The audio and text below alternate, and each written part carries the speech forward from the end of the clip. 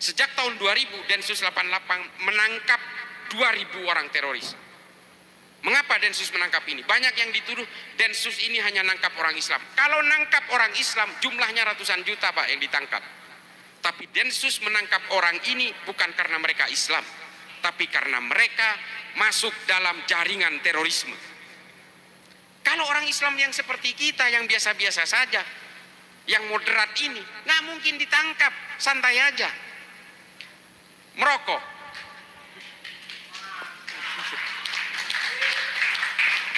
Merokok, dan tidak gelisah oleh orang lain, tidak mengkafirkan orang lain. Live and subscribe. Tapi ini kemudian yang digelorakan oleh mereka, dan hingga akhirnya apa? Kita semua terjebak dalam hakimiyah takfiriyah. Harus kita pahami Pak, kalau ingin merobohkan Indonesia, maka harus merobohkan NU. Orang-orang NU hari ini oleh kelompok Wahabi Salafi ini, semuanya menggunakan teknik makan bubur Pak. Dimakan dari pinggir baru di tengahnya. Dan hari ini orang-orang Nahdien kultural di berbagai kampung-kampung di desa-desa itulah yang dimakan oleh mereka. Di Madura Pak, saya bayangin, kita bayangkan Madura itu kalau ditanya agamanya NO, Nahdlatul Ulama. Ini orang Madura, saking fanatiknya dan saking takzimnya kepada para ulama. Hari ini sudah masuk mereka, dan salah satu yang menjadi penyuaranya adalah kakek saya. Saya miris sekali, dan orang di kampung saya sudah dijahiliahkan semua. Konsep mereka itu memang adalah berusaha menjahiliahkan orang yang tidak sama dengan mereka, karena mereka merasa ajaran agamanya adalah yang paling otentik dengan ajaran Nabi. Ini klaim mereka. Nabi tidak pernah mengkafir-kafirkan, apalagi menjahiliahkan orang, sesama muslim terutama. Makanya konsep al-wala wal bara ini berusaha membangun monoloyalitas kepada orang yang sama dan membangun permusuhan dengan orang yang berbeda, kemudian diakselerasi oleh Muhammad bin Abdul Wahab di Najat, yang kemudian menjadi glorifikasi pemisahan-pemisahan orang yang berbeda orientasi politik hari ini. Sesama NU pun bisa saling bantai Pak, hanya karena perbedaan politik 01, 02. Kita tidak bisa mungkiri itu. Coba bayangin hari ini, orang NU saling berperang, terutama di Madura, hanya karena perbedaan orientasi politik. Ini racun. Mereka sama-sama tahlilan, mereka sama-sama maulidan, mereka juga sama-sama melakukan haul, tapi ketika dihadapkan kepada perbedaan orientasi politik, mereka bisa saling bunuh satu sama lain. Dan kita semua sudah masuk dalam jebakan konsep-konsep al-wala wal bara itu. Ini bahaya sekali. Ini bukan ajaran NU yang begini. Kalau Nabi melakukan teknik-teknik metodologi al-wala wal bara, Pak, makanya oleh Imam Ahmad Ibnu Hambal itu dikatakan ini bid'ah, karena Nabi ketika hijrah ke Madinah langsung membuat piagam Madinah. Karena Nabi ingin mengakui harkat dan martabat semua manusia tanpa melihat latar belakang. Ketika Nabi belum masuk ke Madinah, suku Aus dan Hazrat udah saling bantai satu sama lain. Dua suku Pak, sama-sama dari Yaman, di Yasrib. Orang Yahudi dan orang Kristen saling bunuh sebelum Nabi masuk. Lalu Nabi masuk hijrah ke Madinah, membuat satu kesepakatan bersama 49 pasal yang mengatur kesamaan hak dan kewajiban di Madinah. Kalau Nabi menggunakan metodologi al-wala wal bara, Nabi tidak akan menggunakan piagam Madinah ini sebagai alat pemersatu bangsa. Ini yang harus kita pahami.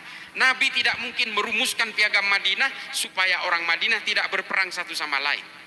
Lalu kemudian ditunjuk suku Aus dan Hazraj ini yang sebelumnya dipimpin oleh Sa'ad ibnu Mu'ad. Kemudian setelah Sa'ad ibnu Mu'ad meninggal, ditunjuklah Sa'ad bin Ubadah sebagai pemimpin dari penyatuan antara suku Aus dan Hazraj, yang kemudian menjadi pemimpin kaum Ansor di Madinah. Ini yang harus, sejarah-sejarah seperti ini yang mungkin mudah-mudahan sih udah para kiai, para santri sudah bacain. Di Tarikh At-Tabari Al-Umam wal Muluk jelas semua runutannya, bahwa Nabi itu bukan penganut al-wala wal bara. Nabi tidak pernah mau membangun permusuhan dengan orang-orang yang berbeda, termasuk kepada orang sesama muslim sekalipun, apalagi kecuali diserang oleh orang-orang kafir Quraisy baru Nabi berperang. Dan karena Nabi dalam perang-perangnya ini tidak menganggap bahwa ini perang agama, ini adalah perang membela tanah air, makanya Nabi mengajak orang-orang dari Kristen, dari Yahudi untuk ikut berperang bersama Nabi. Saya sering cerita soal ini bahwa salah satu korban perang Uhud itu adalah orang Yahudi, kiainya Yahudi yang bernama Mukhairik. Sampai para sahabat tuh bingung. Ini Mukhairik, ya Rasulullah.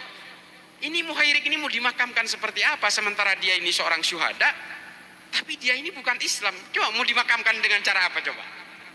Dia melindungi Nabi dari panah-panah beracun, lalu semua anak panah itu menancap di badannya sehingga Nabi selamat. Ini kan, waduh, ini syuhada kelas berat ini.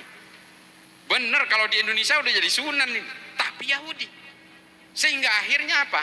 Nabi menjawab, dikatakan oleh Nabi, serahkan Mukhairik ini kepada keluarganya, biarlah keluarganya memakamkan sesuai dengan keyakinannya. Urusan sorga dan neraka biarlah Allah yang menentukan. Ini juga menjadi premis saya yang dikatakan oleh Felix Xiao yang mengatakan bahwa membela tanah air tidak ada dalilnya dalam agama. Ini dalilnya. Kalau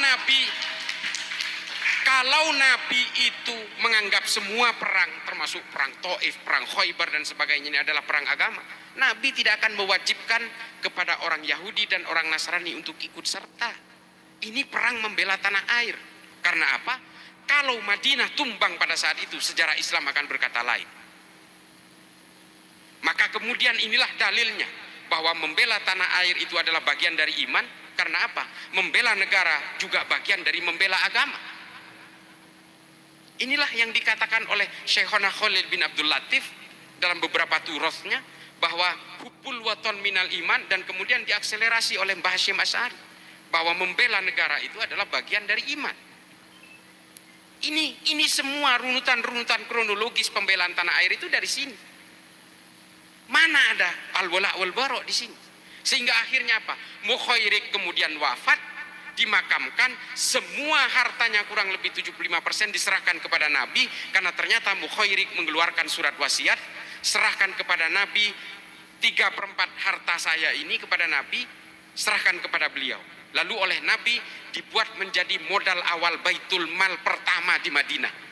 Baitul Mal itu dimodali oleh hartanya orang Yahudi. Apakah Nabi menolak? Tidak.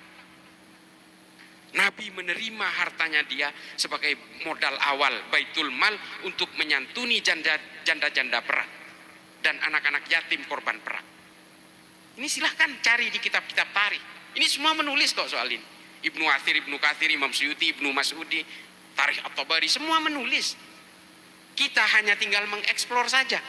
Cuma kadang-kadang ya kita kan agak malas juga baca kitab sejarah itu, karena volumenya betul-betul tebal-tebal. Karena dulu kitab-kitab sejarah ini kalau mau beli itu ditimbang, semakin berat semakin mahal, karena memang tebal-tebal sekali. Nah, dari sinilah kemudian kita berpikir bahwa mengapa saya membawa ke arah ini. Hari ini orang-orang Salafi Wahabi selalu mengaku sebagai ajaran yang paling otentik dengan Nabi. Kalau memang paling otentik dengan Nabi, seharusnya mereka tidak suka menghakimi orang lain, tidak sibuk menghitung dosa orang lain, apalagi mengkafir-kafirkan orang lain.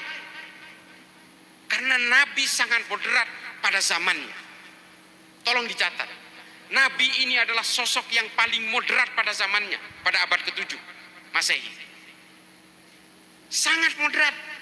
Nabi sangat menghargai. Banyak kisah-kisah dari Nabi menyantuni pengemis, orang Yahudi yang selalu memaki-maki beliau di pasar Madinah.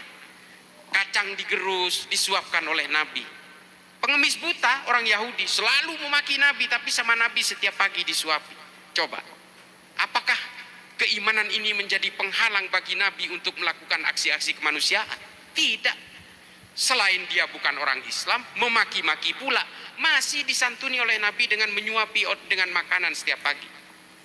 Ini loh Nabi kita ini. Sebegitu kuatnya melakukan aksi-aksi kemanusiaan, sebegitu kuatnya menyuarakan kedamaian, dan sangat moderat pada zamannya. Orang-orang suku Aus dan Khazraj itu heran, kok bisa loh Kanjeng Nabi ini, sosok yang pada saat itu bisa menenteramkan Madinah yang sebelumnya terjadi perang hampir setiap hari. Suku Aus dan Khazraj ini perangnya nggak berhenti-berhenti. termasuk suku-suku Quraizah, terus suku-suku Bani Koinuka. Ini orang-orang Yahudi semua ini bertempur sesama orang Yahudi hanya berebut untuk menarik pajak dari masyarakat. Kota Yasrib ini sebelum dikuasai oleh Nabi, ini dikuasai oleh kerajaan Persia. Tukang mungut pajaknya itu orang-orang Yahudi.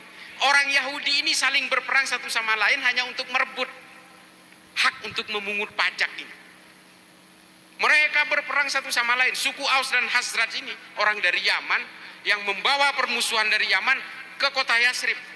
Tapi ketika Nabi hijrah berhasil menentramkan semuanya.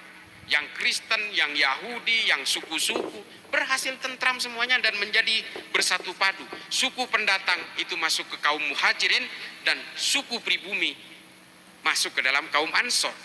Pemimpinnya namanya Sa'ad bin Ubadah. Setelah Nabi wafat, persoalan muncul lagi. Jadi kalau ingin membuktikan bahwa Nabi itu moderat pada zamannya, inilah Nabi. Mengapa kemudian Nabi setelah wafat, orang-orang Madinah berantem lagi? Jangankan suku Aus dan Khazraj, kaum Muhajirin dan kaum Ansor pun mau berperang. Karena apa? Karena politik.